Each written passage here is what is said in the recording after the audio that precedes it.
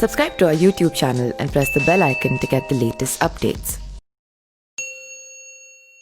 झांसी के अंतिम संघर्ष में महारानी लक्ष्मीबाई की पीठ पर बंधा उनका बेटा दामोदर राव सबको याद है। रानी की चिता जल जाने के बाद उस बेटे का क्या हुआ, वो कोई कहानी का किरदार भर नहीं था। 1857 के विद्रोह की सबसे महत्वपूर्ण कहानी को जीने वाला राजकुमार था, जिसने उसी गुलाम भारत में जिंदगी काटी जहां उसे भुलाकर उसकी मां के नाम की कस्में खाई जाती हैं। अंग्रेज़ों ने दामोदर राव को कभी झांसी का वारिस नहीं माना था। उसे सरकारी दस्तावेज़ों में कोई जगह नहीं मिली। ज़्यादातर हिंदुस्तानियों ने सुभद्रा कुमारी चौहान के कुछ सही कुछ गलत अलंकारिक वर्णन को ही इतिहास मानकर इतिश्री कर ली। 1959 में छपी वाई.एन. केलकर की मराठी किताब इतिहासाच्य सहली यानी इतिहास की सैर, इसमें दामोदर राव का इकलौता वर्णन छपा। महारानी की मृत्यु के बाद दामोदर राव ने एक तरह से अभिशप्त जीवन जिया। उसके इस बदहाली के जिम्मेदार सिर्फ फिरंगी ही नहीं, हिंदुस्तान के लोग भी बराबर से थे। 15 नवंबर 1849 को नेवलकर राज परिवार की एक शाखा में पैदा हुआ। ज्योतिषियों ने बताया कि मेरी कुंडली में राजयोग है और मैं राजा बनूंगा। यह बात जिंदगी में सबसे दुर्भाग्यपूर्ण ढंग से सच हुई। 3 साल की उम्र में महाराज ने मुझे गोद लिया। गोद लेने की औपचारिक स्वीकृति आने से पहले ही पिताजी नहीं रहे। माँ साहेब यानी महारानी लक्ष्मीबाई ने कलकत्ता में लॉर्ड डलहौजी को संदेश भेजा कि मुझे वारिस मान लिया जाए, लेकिन ऐसा नहीं हुआ। डलहौजी ने आदेश दिया कि झांसी को ब्रिटिश राज में मिला लिया जाएगा। माँ साहब को 5000 सालाना पेंशन दी जाएगी। इसके साथ ही महाराज की सारी संपत्ति भी माँ साहेब के पास रहेगी। माँ साहेब के बाद मेरा पूरा हक उनके खजाने पर होगा, लेकिन मुझे झांसी का राज नहीं मिलेगा। इसके अलावा अंग्रेज़ों के खजाने में पिताजी के 7 लाख रुपए भी जमा थे।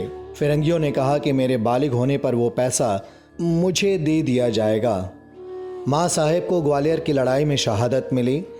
मेरे सेवकों रामचंद्र राव देशमुख और काशीबाई और बाकी लोगों ने मुझे बाद में बताया कि माँ ने मुझे पूरी लड़ाई में अपनी पीठ पर बैठा रखा था। मुझे खुद ये ठीक से याद नहीं। इस लड़ाई के बाद हमारे कुल 60 विश्वास पात्र ही जिंदा बच पाए थे। नन्हे खान रिसालेदार, गणपत राव, रघुनाथ सिंह और रामचंद्र राव देशमुख ने मेरी जिम्मेदारी उठाई। 22 घोड़े और 60 ऊँटों के साथ बुंदेलखंड के चंदेरी की तरफ चल पड़े। हमारे पास खाने पकाने और रहने के लिए कुछ भी नहीं था। किसी भी गांव में हमें शरण नहीं मिली। मई जून की गर्मी में हम पेड़ों तले खुले आसमान के नीचे रात बिताते रहे। शुक्र था कि जंगल के फलों के चलते कभी भूखे सोने की नौबत नहीं आई। असल दिक्कत बारिश शुरू होने के साथ शुरू हुई। घने जंगल में तेज मानसून में रहना असंभव हो गया। किसी तरह एक गांव के मुखिया ने हमें खाना देने की बात मान ली। रघुनाथ राव की सलाह पर हम 10-10 की टुकड़ियों में बंटकर रहने लगे।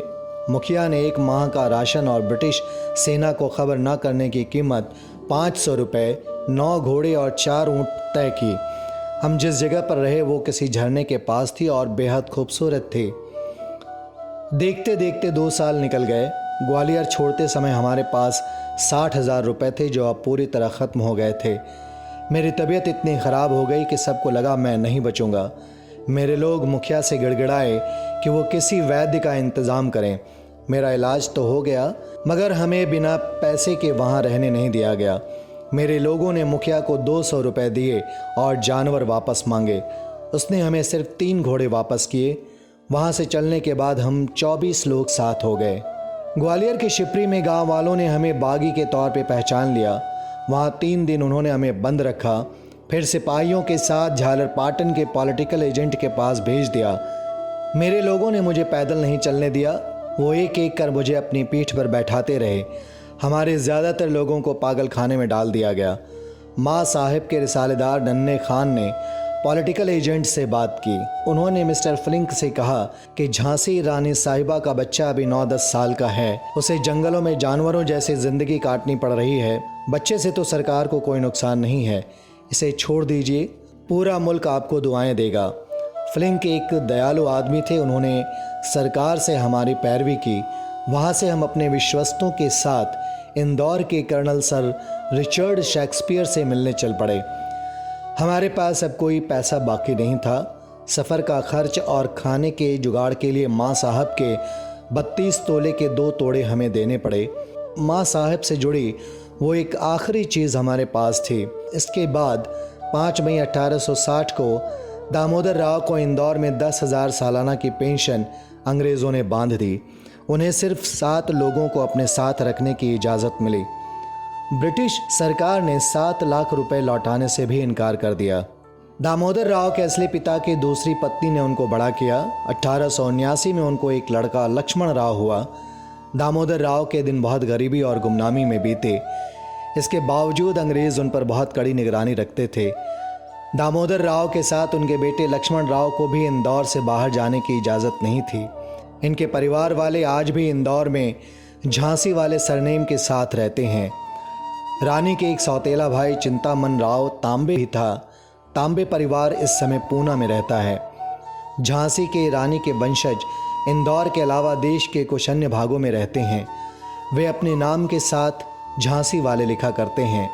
जब दामोदर राव नेवालकर 5 मई 1860 को इंदौर पहुंचे थे, तब इंदौर में रहते हुए उनकी चाची, जो दामोदर राव के असली माँ थीं, बड़े होने पर दामोदर राव का विवाह करवा देती हैं। लेकिन कुछ ही समय बाद दामोदर राव की पहली पत्नी का देहांत हो जाता है। दामोदर राव की दूसरी शादी से लक्ष्मण राव का जन्म हुआ। दामोदर राव का उदासीन और कठिनाई भरा जीवन 28 मई 1906 को इंदौर में समाप्त हो गया। अगली पीढ़ी में लक्ष्मण राव के बेटे कृष्ण राव और चंद्रकांत राव हुए।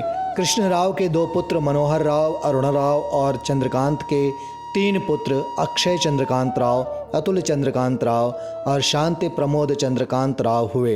दामोदर राव चित्रकार थे। उन्होंने अपनी माँ की याद में उनके कई चित्र बनाए, जो झांसी परिवार की अमूल्य धरोहर है। उनके वंशज श्री लक्ष्मण राव और कृष्ण राव इंदौर न्यायालय में टाइपिस्ट का कार्य करते थे। अरुण राव मध्य प्रदेश विद्युत मंडल से बतौर जूनियर इंजीनियर 2002 में सेवानिवृत्त हुए। उनका बेटा योगेश राव सॉफ्टवेयर इंजीनियर है। वंशजों में प्रपौत्र अरुण राव झांसी वाला, उनकी पत्नी वैशाली, बेटे योगेश और बहू प्रीति का धन्वंतरी नगर इंदौर में सामान्य नागरिक की तरह मध्यम वर्ग परिवार है। Subscribe to our YouTube channel and press the bell icon to get the latest updates.